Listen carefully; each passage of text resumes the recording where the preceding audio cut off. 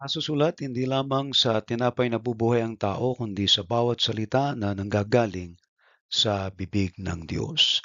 Kayo po ay nakatunghay sa thematic sermon of the Bible. Every Sunday, we are now on Book of Romans, chapter 1, verse 16, sa New Testament. Ating pong i-recite ang sumasampalataya. Sumasampalataya ako sa Diyos amang makapangyarihan sa lahat. Lumalang ng langit at lupa at kay Hesukristo na anak niya, Panginoon natin na sa hiwaga ng Espiritu Santo, pinanganak ng Birheng Maria, nagdamdam ng hirap sa kahatulan ni Poncio Pilato, ipinako sa krus, namatay at nilibing sa ikatlong araw, at nabuhay sa mga patay, umakyat sa langit at umupo sa kanan ng Diyos amang makapangyarihan sa lahat. Doon nagmumula na paparito upang humukom sa mga buhay at mga patay. Sinasampalatayanan ko ang Espiritu Santo, ang banal na iglesyang laganap, ang pagkakaisa ng mga banal at kapatawaran ng mga kasalanan, ang kabuhayan ng katawan at ang buhay na wala hanggan. Siya nawa. 10 utos. Huwag kang magkakaroon ng ibang Diyos sa harap ko. Huwag kang gagawa para sa iyo ng larawang inanyuan. Huwag mong babanggitin ang pangalan ng Panginoong mong Diyos sa walang kabuluhan. Alalahanin mo ang araw ng Sabat upang ipangilin. Galang mo ang iyong ama at ang iyong ina. Huwag kang papatay, huwag kang mangangalunya, huwag kang magnanakaw, huwag kang magbibintang sa iyong kapwa. Huwag mong iimbutin ng anumang bagay ng iyong kapwa. Pagpalain nawa ng Diyos ang pagkabasa ng kanyang mga salita. Ang thematic sermon of the Bible ay ating pong naging sermon sa bawat aklat ng Biblia. We have 66 book ng aklat ng Biblia mula sa Lumang Tipan at hanggang sa Bagong Tipan. So natakil na po natin ang 39 books of the Old Testament at ngayon po naman ay ang 27 books ng New Testament. Tayo po ay nasa aklat ng Romans, Book of Romans. Isa po sa mga letters ni Paul sa mga churches. Alright? Ito ay 13 epistle ni Apostle Paul sa mga churches. At ito po ang kauna-unahan sa 13 aklat na sinulat niya, aklat ng Romans. Okay? So ang ating pong tema dito po sa Book of Romans ay ang magandang balita, kapangyarihan ng Diyos para sa kaligtasan. Alright? Kung kayo po ay may Biblia, ay maaari niyo pong buklatin sa Romans chapter 1 verse 16 na kung saan ay sinasabi dito na hindi ko kinahihiya ang magandang balita sapagkat ito ang kapangyarihan ng Diyos para sa kaligtasan ng bawat sumasampalataya, una sa mga Hudyo at gayon din sa mga Griego. Tayo po'y dumulog sa panalangin at tilingin natin sa Diyos na samahan tayo sa gabing ito ng ating pong pananambahan at sa pamamagitan ng pakikinig ng kanyang mga salita ay magkaroon tayo ng pagkaunawa sa kanyang mensahe. Let us pray. Dakila naming Diyos, maraming salamat po sa iyo sa gabing ito, Panginoon. Aming dalangin ang pagkilos ng iyong banal na Espiritu. Na nawa, O Diyos, ay aming patuloy na maunawaan ang kapangyarihan ng Ebanghelyo. Aming dalangin, Panginoon, na ang aming mga kapatid na nakatunghay ngayon sa gabing ito ay magkaroon ng kabatiran sa pagkaunawa patungkol sa mabuting balita. Aming dalangin, Panginoon, ang iyong Espiritu Santo na magtuturo sa amin sa gabing ito upang kami, O Diyos, ay magkaroon ng lakas ng loob at tapang na ibahagi ito sa mga taong hindi pa nakakakilala kay Kristo. Ito po ang aming dalangin sa ngalan ni Kristo Jesus. Amen. Okay? So, ang aklat po ng Roma ay isa pong liham na isinulat ni Pablo para sa mga mananampalataya sa Roma. Ito po ay advance letter. So, hindi pa po nakakarating si Pablo nang isulat niya ang aklat na ito. Ano po? At ito ay naisulat niya na pinagpapalagay mula sa Epeso na kung saan ay liham ito na ipinadala niya para sa kanyang pagdalo doon sapagkat siya po ay nag-appeal sa Caesar. Dahil ang mga Hudyo ay may akusasyon sa kanya at siya ay kumbaga ay isang rebelde na inaakusahan laban sa imperyo ng Roma. So, siya po ay nag-appeal. At itong letter na ito ay advance letter sa mga Kristiyano doon at ipinaliwanag niya ang kahalagahan ng Ebanghelyo dito sa aklat ng Roma. Okay? So, kung babalikan po natin ang kasaysayan ng Romans, ang Roma po ay nag-exist for more or less mga 400 years as an empire. So siya po ang nakita ni Nebuchadnezzar doon sa kanyang panaginip. Kung maalala po niyo yung statue na napanaginipan niya na ininterpret ni Daniel, yung big statue na ang ulo ay ang ginto, referring to the Roman Empire, and then yung dibdib ay ang Persian Empire, and then doon sa may belly and thigh ay ang Macedonian Empire, at yung may binti at saka yung paa nito ay ang tumutukay sa Roman Empire. So yan po yung malaking statue, and then bumagsak po mula sa bundok ang isang bato at ang rebultong ito ay nawasak. So yan po ay na-interpret. At sa panahon ng Roman Empire, ang tinatawag ng mga Romans, the Pax Romana, the Peace of Rome, ay kilala po ang Roman Empire sa kanilang law system o sistema ng batas. At even now, tayo po ay consider na influence ng Roman law. Alright? Kaya po yung tinatawag na Pax Romana o the Roman peace, and then we have the Senatus Populusque Romanus, the Senate and the people of Rome. And this was what we call the empire within the republic, na sila po ang bumuo ng sistema ng batas para ma-organize ang isang bansa, isang community na may umiiral na kautusan o sistema para sa kaayusan ng lipunan. Dito makikita natin ang privilege ng isang Roman citizen katulad ni Pablo. So they were privileged as a Roman. Katulad ni Pablo, isa ding Roman citizen. Alright? So he wrote this letter sa mga Romans. At ito'y tinuturing isa sa pinakamalagang aklat sa Bagong Tipan dahil sa malalim nitong pagtuturo tungkol sa kaligtasan sa pamamagitan ng pananampalataya kay Hesukristo. So ano po yung layunin ng kanyang pagkakasulat? Isinulat ni Pablo ang liham na ito upang patibayin ang pananampalataya ng mga Kristiyano sa Roma. Ipaliwanag ang Ebanghelyo at pag-isahin ang mga Hudyo at Hintil sa loob ng Iglesia. So we will see dun sa epistle ng Romans kung gaano kalalim itong exposition ni Pablo patungkol sa biyaya ng Ebanghelyo, ang pagliligtas ni Kristo. Okay? Ang pangunahing talata po dito ay Romans chapter 1 verse 16. Tingnan niyo po ang binanggit ni Pablo dito. Sapagkat hindi ko ikinahihiya ang magandang balita, sapagkat ito ang kapangyarihan ng Diyos para sa kaligtasan ng bawat sumasampalataya, una sa mga Hudyo at gayon din sa mga Griego. Kung inyong pagninilay-nilayan ang nabanggit na ito ni Pablo at titingnan natin, extract natin sa kanyang viewpoint, yung kanyang pananaw patungkol sa Ebanghelyo. Ang nabanggit niya dyan ay hindi ko ikinahihiya. For what reason?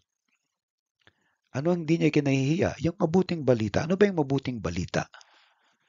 Na si Kristo ay namatay para sa kaligtasan ng sangkatauhan at siya muling nabuhay. The reason na hindi niya ikinahihiya ng magandang balita sapagkat ito ang kapangyarihan ng Diyos para sa kaligtasan ng bawat sumasampalataya. Ibig sabihin, ang mabuting balita ay may kapangyarihan. Actually, ito ang kapangyarihan ng Diyos. Alright? Yung salitang kapangyarihan sa salitang Griego ay dunamis, I mean dynamics.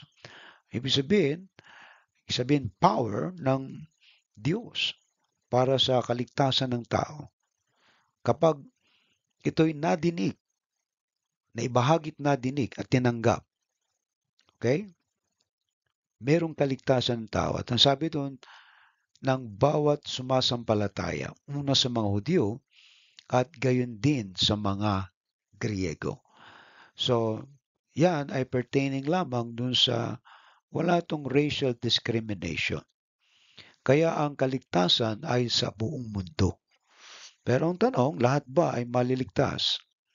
Ang sagot ay hindi. Ang nabanggit lamang dyan ay yung sumasampalataya. Pilipino ka man, Hudyo ka man, Australian ka man, Chinese ka man, Russian ka man, American ka man, ano man ang lahi mo o wika, may kapangyarihan ng ebanghelyo na magligtas. Okay, yan ay hindi kinahihiyan ni Pablo.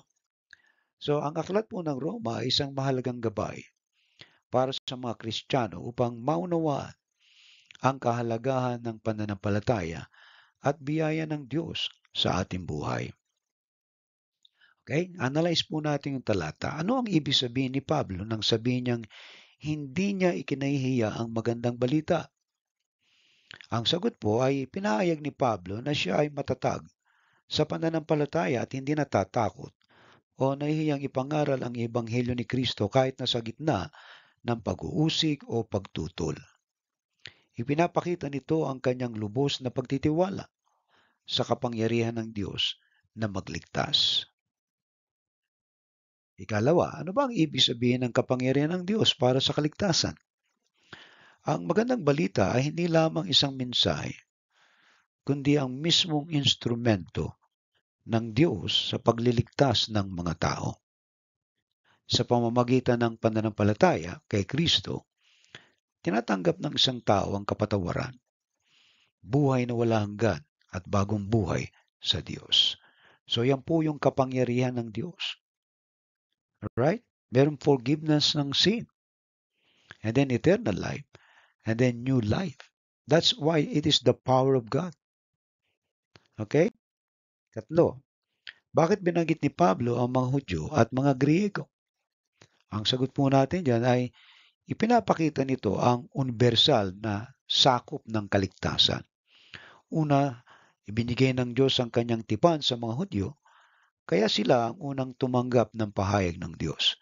Ngunit sa pamamagitan ni Kristo, ang kaligtasan ay hindi na lamang para sa kanila, kundi para rin sa lahat ng tao, kabilang na mga Griego o mga Hintil. Amen. Ikaapat, ano po ang kaugnayan ng talatang ito sa ating pananampalataya sa kasalukuyan? Ang talata pong ito ay isang hamon at paalala na huwag tayong mahiya o matakot na ipahayag ang ating pananampalataya. Tinuturuan tayo nito na ang ebanghelyo ay makapangyarihan at may kakayang baguhin ang buhay ng sinumang sumasampalataya. Kaya nga, kung naghahanap po tayo ng pagbabago ng buhay, ang ebanghelyo ng Panginoong Jesucristo lamang ang pwedeng magbago sa buhay ng isang tao. Maliban doon ay wala na po, sapagkat ito yung kapangyarihan ng Diyos. Ikalima, paano natin may papakita sa ating buhay na hindi natin ikinahihiya ang ebanghelyo? Okay? Ang sagot po natin, may papakita natin ito sa pamamagitan ng muna ang matapang na pagbabahagi ng ating pananampalataya sa iba. Kalawa, pamumuhay ayon sa mga katuruan ni Kristo. Ikatlo, pagpapakita ng pag-ibig at kabutihan bilang patutuo sa ating pananalig. At ikaapat, ay ang pagtitiwala sa Diyos sa gitna ng mga pagsubok at oposisyon. So dito sa apat na to, yung may ipakita natin na hindi tayo nahihiya. Ibig sabihin, handa tayo sa anumang mangyayari at hindi tayo natatakot na magbahagi ng ating katiyakan sa buhay na wala hanggan. Napakasimple lamang po ng pagbabahagi ng ebanghelyo. Alright? So ngayon, may mga tao pong matatapang na talagang kahit sa bus, sa jeep, sa karsada, sa social media ay walang takot na nagbabahagi ng mabuting balita sapagkat naniniwala sila na narito yung kapangyarihan ng Diyos para sa pagbabago ng tao. Ngayon, paano ba nating tinanggap ang Ebanghelyo? Of course, nadinig natin. Of course, may nagbalita, may nagsabi sa atin. So, ibig sabihin, kung paano mo ito tinanggap, ganun mo rin ito ibibigay. At yan ay tinanggap natin ng libre, walang bayad. Alright? So, kaya, hindi tayo mahihiya na magbahagi nito kasi tayo mismo ang magpapatotoo na ang ginawa ng Ebanghelyo sa ating buhay ay napakalaki. Nagbago ang ating buhay pati na ang ating pamumuhay. Na dati ay wala tayong katiyakan. Na dati malungkot ang ating buhay.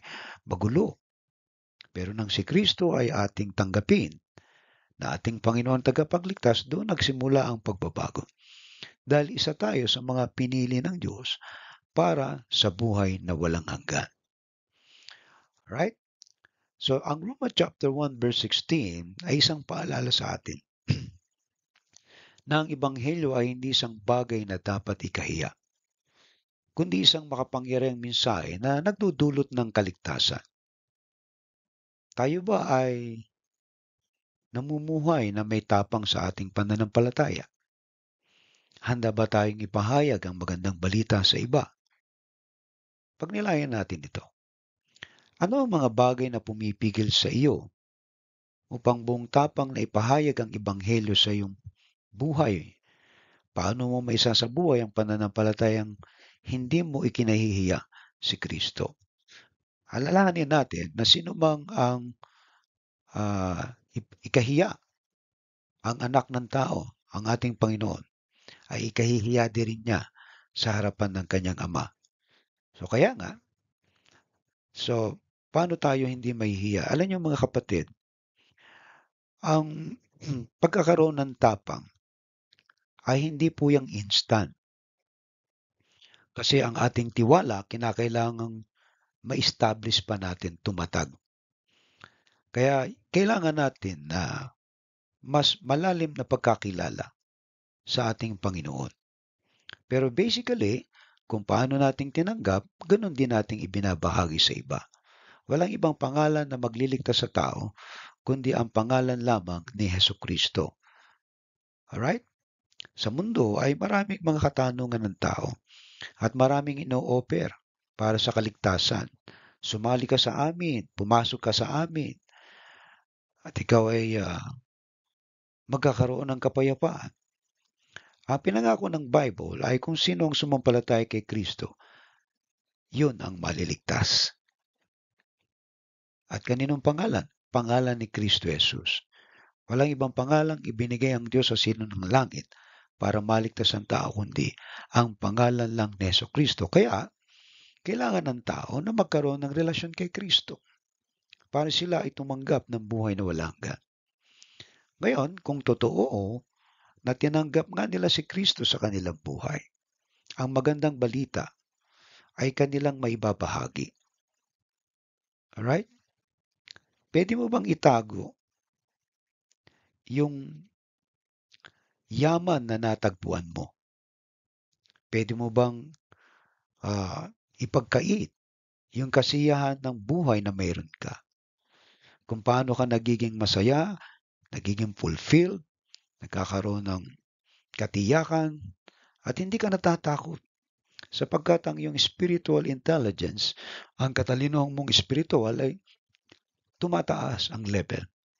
Mas lalo ka nagiging kumpiyansa sa buhay sapagkat si Kristo na nasa iyo ay nagiging maliwanag na ngayon. Kaya hindi ka na natatakot. At mas lalong hindi ka natatakot magbahagi kapag ikaw mismo ang patotoo ng buhay na binago ng Diyos. Gusto mo bang ikaw lamang ang pupunta sa langit? Of course, hindi. Gusto mo bang ikaw lang maging masaya? Of course, hindi. Mga kapatid, kung paano kayo nagiging masaya kay Kristo na inyong Panginoon tagapagligtas, ay masaya rin ninyo itong ibahagi sa iba.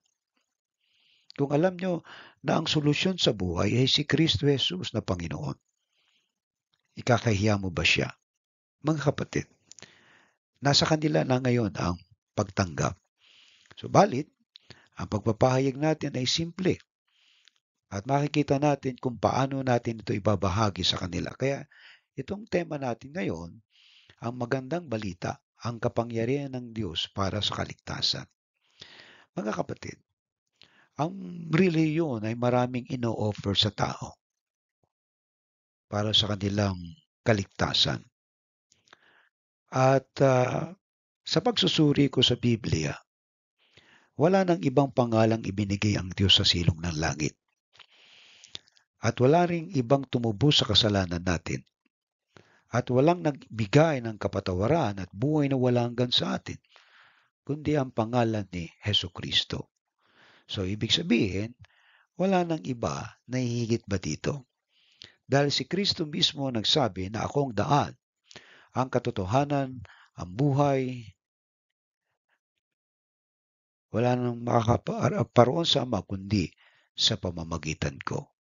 Sa makatwid, na si Kristo lamang ang kailangan ng tao para sa kaligtasan.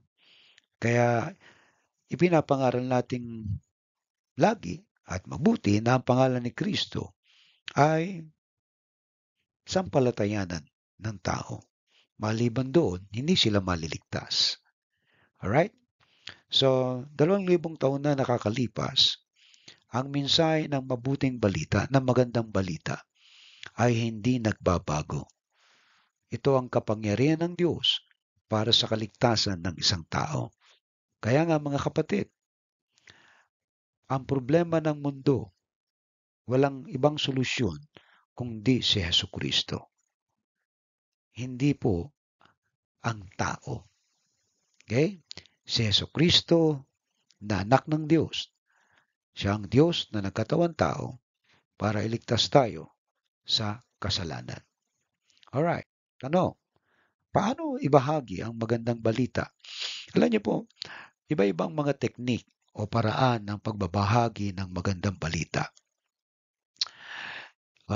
Basically lang, nung ako hindi pa gasinong maalam mag-share, ay kumikap ako ng some verse, binasa ko yung John 3:16, ayun na, doon na ako nagsimula. Hanggang naunawaan yung aking sinasabi. Yung iba gumagamit ng mga teknik katulad ng two-diagnostic question. At ito kalimitan ay nadinig nyo na. Lagi kong tinatanong, kung sakaling ikaw ba ay mamamatay, tiyak mo na bang ikaw ay sa langit pupunta? So yan number one question. Para tayong doktor kumbaga dinadiagnose natin kung ito bang ating sinashirat ay kilala si Kristo. May mga magsasabi dyan na oo.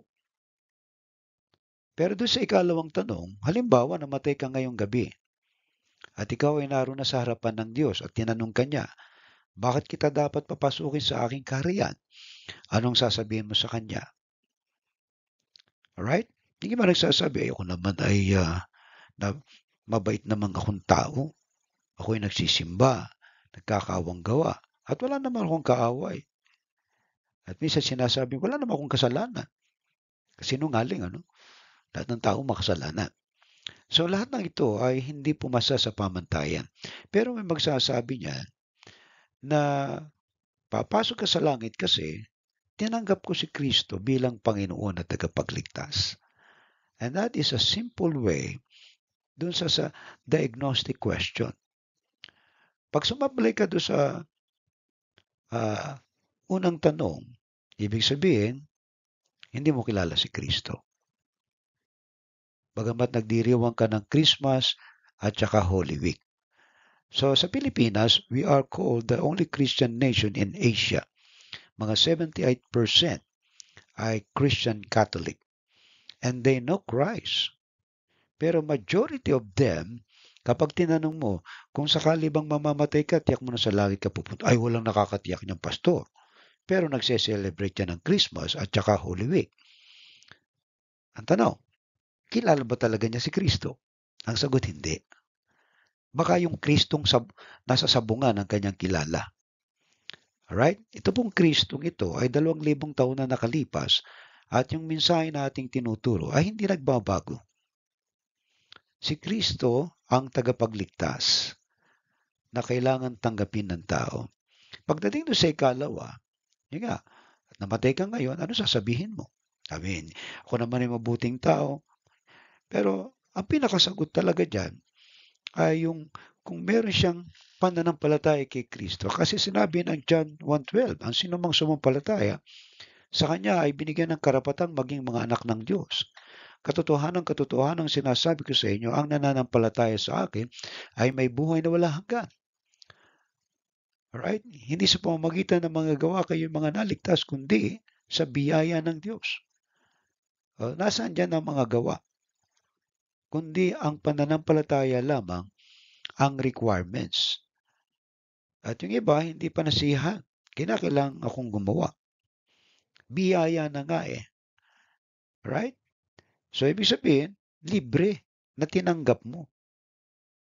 Tatanggapin mo lang siya. Alright? So, yan po ay isa lamang. Iba, merong navigators. May mga plan sila ng pagbabahagi ng mabuting balita. Yung EE na to diagnostic question na tinatanong. Okay? And others through personal evangelism o house to house or social media platform o iba mga events. So ano man paraan ng Diyos na gamitin para kayo makadinig ng mabuting balita. Ito yung paraan na ibinigay sa iyo ng Diyos. Okay? Hindi ko alam kung ano bang paraan na gagawin ng Diyos para may bahagi ninyong mabuting balita.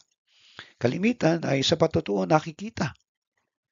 Kasi kahit hindi mo ibahagi mabuting balita at nakita yung patotoo ng buhay mo na ikaw ay nagbago, ay napakalaking puntos na yan. Alright? Now, yun ay mga ilang pahapyaw po lang natin, kung paano natin bahagi ang mabuting balita. Number 1, una ay maging matapang sa pagpapahayag ng pananampalataya. Okay? Sa isang mundo kung saan minsan ay mahirap ipahayag ang ating pananampalataya dahil sa takot sa paghuhusga o pag-uusig, tayo ay tinatawag na huwag mahiya sa Ebanghelyo. Ipinapakita ni Pablo na dapat tayo maging matapang sa pagbabahagi ng pananampalataya, maging sa salita o sa gawa. So si Pablo ay convicted na talagang narito ang kaligtasan ng tao sa Ebanghelyo. Kaya hindi siya natatakot magbahagi patungkol kay Kristo kahit nga dun sa Sanhedrin ay talagang ibinahagi niya ang pagliligtas ng Diyos sa mga Hudyo pero inuusig pa rin siya. Pero naroon yung tapang niya na ibahagi ang pananampalataya patungkol kay Kristo. Right? So paano natin ito isa sa buhay? Huwag matakot ipahayag ang iyong paniniwala sa pamamagitan ng mabuting halimbawa. Unang-una, sa trabaho, sa paaralan, o sa pamilya. Ang tao na tumanggap ng mabuting balita, meron ng halimbawang nakikita.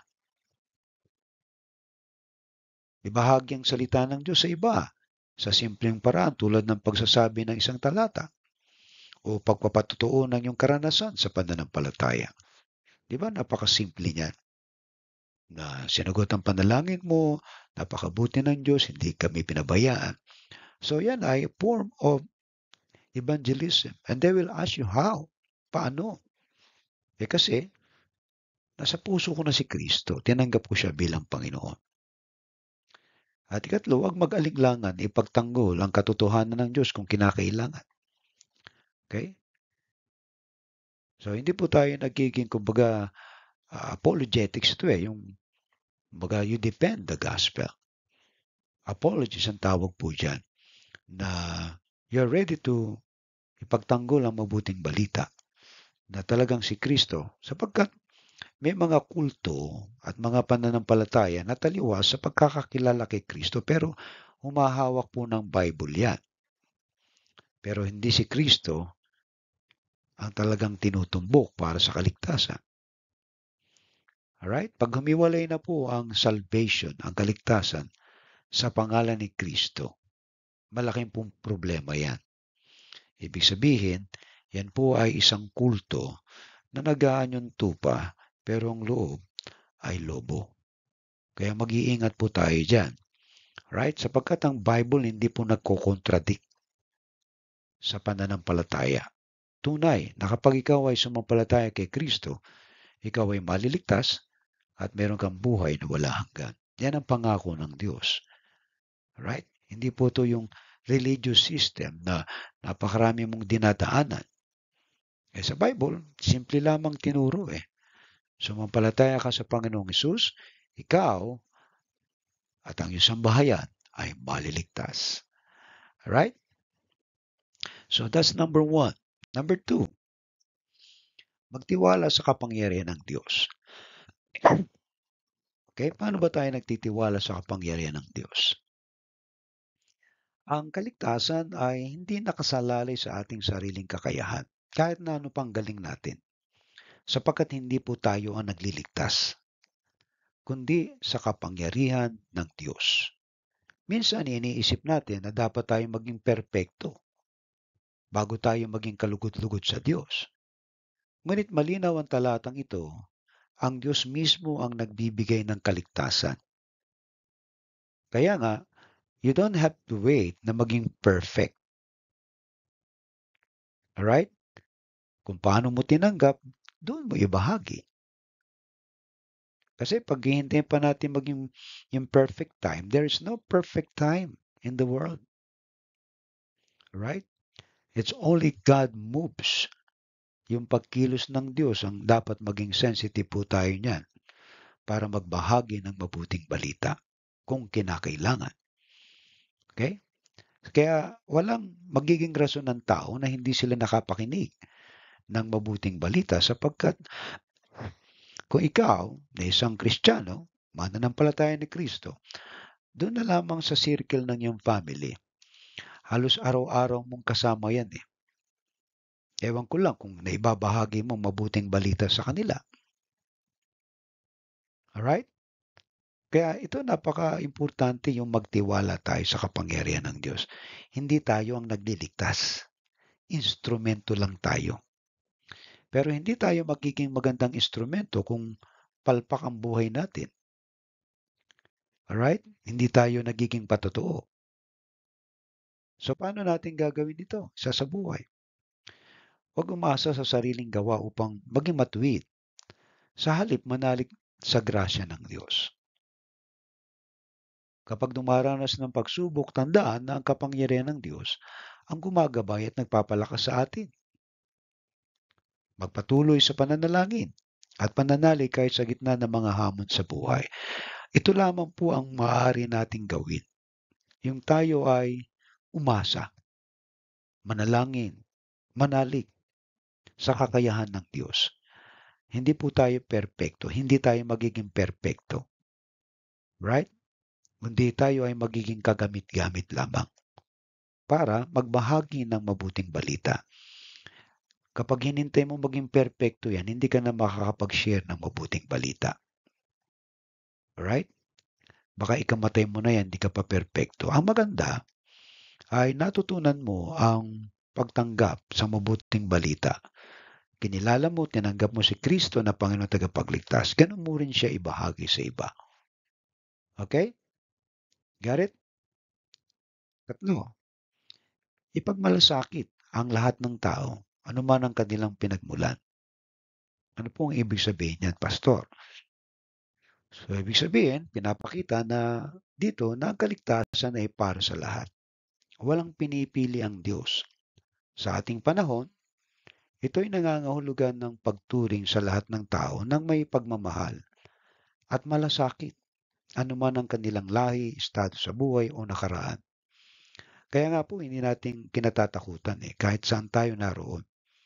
At anumang bansa, komunidad, estado ng tao, sino man sila, hindi mo dapat katakutan na ibahagi ang iyong pag-asa, ang iyong kaligtasang tinanggap sapagkat yan ang kapangyarihan ng Diyos. Maliban na tanggapin nila si Kristo, wala silang kaligtasan.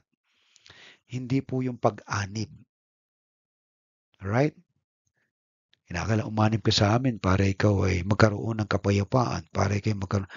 That's not the way, God. Sapagkat ang pagliligtas ay gawa ng Diyos. Tayo ay nagiging instrumento lamang para sa pagbabahagi ng mabuting balita. Kung may pagbabago sa buhay mo, napakalaking factor po yan. Kasi magtatanong sila, hindi ba ikaw ay dating mag-iinom? Bakit hindi ka na nag-iinom ngayon? Hindi ba ikaw dating magsusugal? Hindi ka na nagsusugal ngayon? Hindi ba dati ikaw chismosa? Hindi ka na yata nagchichismis ngayon? Nakikita niyo po? Dati lamang ka ng karsada, ngayon, iba na. Lamang ka na ng simbahan ngayon. So, merong changes. Pero kung walang nakitang pagbabago sa inyo, baka hindi totoo na tinanggap si Kristo. Kasi yung totoong mga tumanggap kay Kristo, nagbagong buhay at nagbabago ang pamumuhay. Mga kapatid, pag hindi nagbago ang buhay mo, tanungin mo ang sarili mo kung totoo nga ba na ikaw ay may kaugnayan kay Kristo. Kasi si Kristo nagbabago ng buhay eh. Tanungin mo si Pablo. Si Pablo, isang dating religious Jew.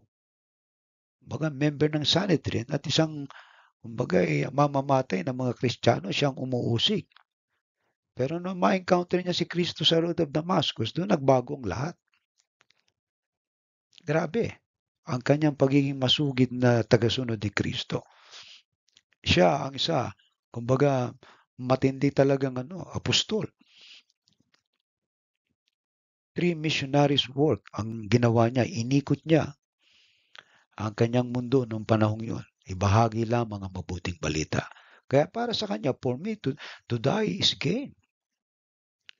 Ang mamatay para kay Kristo ay isang pakinabang. Kaya hindi siya natatakot mamatay. Okay?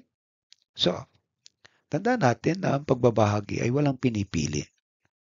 Sa ating panahon, ito ay nangangol ng pagturing ng lahat na tao ng may pagmamahal at malasakit anuman ang kanilang lahi, estado sa buhay o nakaraan. Hindi po tayo namimili. Kaya lang, meron pong mga level ng tao na kaya natin bahaginan. Okay? Ngayon, kung saan ka dinala ng Diyos, malamang yun ang kapasidad mo. Kung doon ka sa mga milyonaryo dinadala, kaya mo silang bahaginan, ba? Good. But here, in other countries, siyempre, foreigner ka, paano mo ibabahagi yung faith mo? And then you're speaking, your second language ay, kumbaga, minsan pumapalpak pa ang English mo. But anyway, hindi tayo natatakot na mag-share ng mabuting balita. And by the way, on this coming Sunday, ay wala po tayong online, pero mag-online po kayo sa akin ng mga around, kasi 10 o'clock in the morning dito po sa Shepparton sa Australia. And then, malamang yan ay naka-ere po dyan ng mga 1 o'clock. Okay? Kasi 3 hours ang advance po eh. Alright? So, kaya mapapakinggan po nyo kung mga 1 o'clock in the afternoon na. Yan po yung service. Kasi 10 o'clock, magsasalita po ako dito sa church, magpipreach ako. And then, kayo dyan, ay mga alauna na po ninyo ako matidinig. Kaya alauna kayo magse-service online. Alright? So, ipapadala ko sa inyo ang link dun sa JLPC para mapakinggan po ninyo yung ating message. Nasa YouTube channel po yan.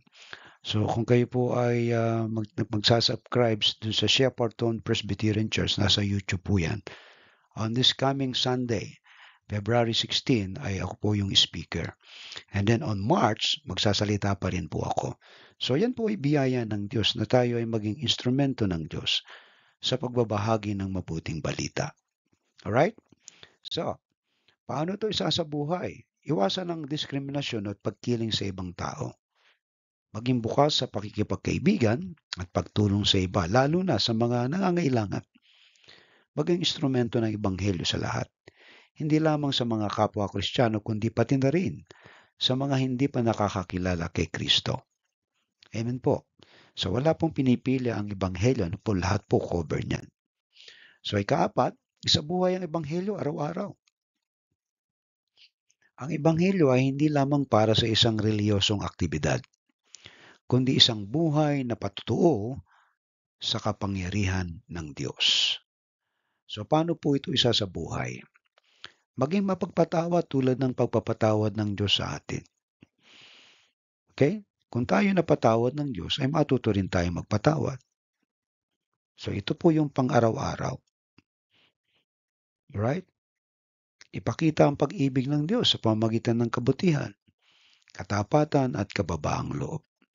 Mga kapatid, yung kabutihan ay simpleng bagay lamang. Kung anong meron ka na pwede mong itulong, yung act of kindness, maging mabait ka sa iyong kapwa. At din yung katapatan natin ay manatili tayong tapat. Kahit na tayo hinahamon ng mga pagsubok sa buhay, minsan ng kawalan. Pero ang Diyos ay tapat sa kanyang pangako, hindi niya tayo pababayaan. Amen po. And then yung kababaang loob, huwag tayong maging mayabang. So isa po sa mga ano yan, na pagsasabuhay ng Ebanghelyo. Right? Taliwas po talaga sa standard ng mundo. Ang mundo, kinikilala yung mga magagaling, matatalino, may kapangyarihan, na sila ang paglilingkuran. Pero tayo po ay humble, tayo po ang naglilingkod.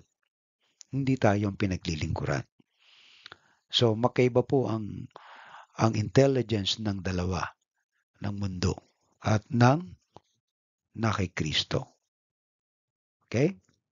Patuloy na lumago sa pananampalataya sa pamamagitan ng pananalangin, pagbabasa ng Biblia, at pagsasama-sama sa mga mananampalataya. Makibahagi tayo sa pagsamba. At especially, kung gusto nating masustain ang ating spiritual intelligence o katalinuhang spiritual, yung pananalangin, pagbabasa ng Biblia. Okay? At samahan mo pa ng meditation ng salita ng Diyos. Doon tayo mas lalong tumatalino. Nakikita natin ang layunin ng ating buhay, yung kahalagahan nito, at ganoon din ang eternity nito, yung tinatawag nating eternal value. Right? Sa lahat ng bagay sa mundo, lilipas eh. Pero yung salita ng Diyos, na kung saan tayo nag-i-invest ng ating buhay, magtatagal po yan habang panahon. Kaya lagi ko kayong ini-encourage na mag-online kayo. Kung meron tayong mga devotion, and I offer you from Tuesday hanggang Wednesday and Thursday, and then Sunday. Pagdating naman ng Friday, meron tayong audio Bible o audio book na binabasa for your convenience na hindi na kayo magbabasa kundi makikinig na lang. So yan ay mga biyaya ng Diyos para sa ating pang-araw-araw na pamumuhay ng Ebanghelyo. Mga kapatid, ang mabuting balita, nakaangkla lahat sa ginawa ni Kristo. Ngayon, lumalago ang ating pananampalataya kapag nauunawaan natin yung kanyang mga ginawa para sa atin. At kung paano siya nagsakripisyo para sa atin, ay ganoon din tayo gumagawa ng sakripisyo para naman sa iba. Amen? Alright. So, ito yung hamon natin ngayon sa Roma chapter 1 verse 16. Okay? Ito po ay isang paalala na hindi natin dapat ikahiya ang ating pananampalataya. Ang Ebanghelyo ay makapangyarihan. Ito ang daan tungo sa kaligtasan. Tayo po ay tinatawag na maging matatag, mapagtiwala sa Diyos, bukas sa lahat ng tao, at tunay na isabuhay ang mabuting balita. Pag nilay-nilayan mo ito, kapatid, meron ka bang mga pagkakataong tinago mo ang iyong pananampalataya dahil sa takot? Paano mo ipapakita ang lakas ng Ebanghelyo sa iyong pang-araw-araw na buhay? Sino ang maaari mong bahaginan ng magandang balita ngayong linggo. Mga kapatid, redeem the time because time is evil. Kumbaga, sa araw-araw ng buhay natin, naroon ang kasamaan. Pero kung tayo nakagagawa ng tamang pagpapasya na makapagbahagi ng mabuting balita, nare-redeem natin ang time. At ang time na yan ay napaka-precious. God has given us only time to live. Maaring 70 years, 80, 90, o 100. So that is period of time na ibinigay sa atin ng Diyos. Kaya kung tayo mayroong mga pagkakataon na ibahagi ang Ebanghelyo, kasi may mga tao na hindi natin alam kung buhay pa bukas. Right? Magugulat na lang kayo, ay patay na pala. Siyempre mga kakilala mo, kaibigan mo. Pero wala tayong pagsisisi kung naibahagi natin ang mabuting balita sa anumang pagkakataon. Kasi God gave opportunity na may bahaging mabuting balita sa iba. Kung kaya nga kayo sa inyong pamilya, na ibahagi nyo ang kaligtasan na ginawa ni Kristo sa inyo, yan ang inyong Jerusalem. Right? Yung Jerusalem natin, yung ating pamilya. And then yung ating Samaria, yung ating Galilea, alright, yan yung ating neighbor, kapitbahay. And then yung ating Samaria, buong ano na yan, kumbaga buong bayan na yan. And then other parts of the world. So mga ibang bansa na. So yan ay mga pagkakataon na maaaring ibigay sa atin ng Diyos. Kaya hindi natin dapat ikahiya ang mabuting balita kahit saan tayo pumunta. Sapagkat ito ang kailangan ng tao para sila maligtas. People were looking for change, for happiness. Hindi nila tumatatagpuan sa binibigay ng mundo. Tanging si Kristo lang ang nag-o-offer nito. Kaya nga, napalad tayo kung tayo tumanggap ng mabuting balita sapagkat naligtas na tayo. Ito yung pagliligtas ng Diyos sa atin. Alright? Sana'y napagpala po tayo ng mensahe sa gabi ito. Kung kayo po ay napagpala, pwede po kayo magpadala ng inyong tithes and offering. Care of po kay Sister Merlinda. Okay? So tayo po ay manalangin at magpasalamat sa Diyos sa ating mga kaloob. And I hope na kayo po ay nakadalo sa anniversary ng Jesus Cares. But we have online. We do not replace, okay, itong ating service kasi yan po ating schedule. Let us pray. Dakila naming Diyos, maraming salamat po sa iyo sa gabing ito. Aming dalangin, Panginoon, ang aming mga kapatid ay napagpala ng magandang balita sapagkat narito ang kapangyarihan mo para magligtas ng tao. Pagpalain po ang aming mga kapatid na nakatunghay ngayon. We even pray for our scholars and our members and our sponsor, Panginoon, na ikaw po ang patuloy na kikilos at magpapala sa kanila. Aming dalangin, Panginoon, ang kapangyarihan ng iyong banal na Espiritu at nawa, Panginoon, ay dalhin kami ng iyong biyaya sa lugar at mga tao, pangyayari kung saan na maipahayag namin ang iyong kapangyarihan, ang iyong kaputihan. Salamat po sa aming mga kapatid, naway napagpala mo sila in Jesus' name. Amen. Okay? So, ang pangwakas po nating panalangin at bendisyon, and I announce on this coming Tuesday, Wednesday, and Thursday, we have also devotion from Australian time 6:30, and then 9:30 ay 6:30 Australian time and 6:30 Philippine time. Actually, dito naman sa Australia ay 9:30. So, pag 6:30, 3 o'clock in the morning, medyo napakaaga sa Pilipinas. So, advance po lagi ng 3 hours ang Australia. Kaya pag ako po ay nag-9:30 dito, 6:30 lang sa Pilipinas. Pero ginawa ko pong the same, 6:30. 6:30 Australian time. 6:30 Philippine time. Okay? Pareho pa rin po. So, we have English version sa Australia at aking pong tatalakayin ang Spiritual Intelligence, series ng Spiritual Intelligence. Don't you know, ang pinakamataas na intelligence o talino, hindi po IQ, hindi po intellectual quotient, at hindi rin po emotional quotient, kundi spiritual quotient. At sangayon po sa pag-aaral, biblical, theological, philosophical, cultural, ang spiritual quotient o SQ ang pinakamataas na form ng intelligence. Kaya kapag meron ka nito, mas lalong nadidevelop ang yung relasyon sa Diyos at yung pagkatao. Mas naiintindihan mo ang lahat. Kaya ini-encourage ko po kayo na mag-join.